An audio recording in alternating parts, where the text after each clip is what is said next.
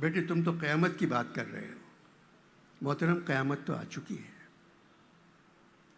उसकी निशानियां पता है आपको क्या हैं? जब बुरे लोग अच्छे लोगों पर हुकूमत करने लगे,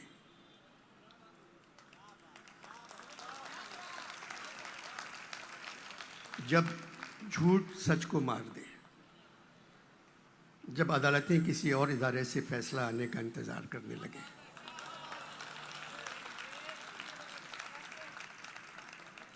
जब मौलाना वतन की माओ बेटियों और बहनों के लिए गंदी ज़बान इस्तेमाल करने लगे, जैसे उनकी माँ नहीं दोनों बाप थे।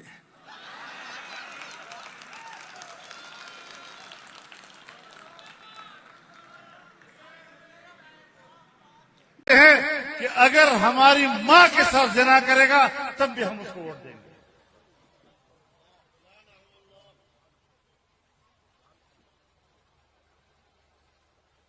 ऐसी ऐसी नौजवान लड़कियां कि जो कहती है मेरा जी चाहता है कि वो किसी वक्त मेरे बेडरूम में आ जाए।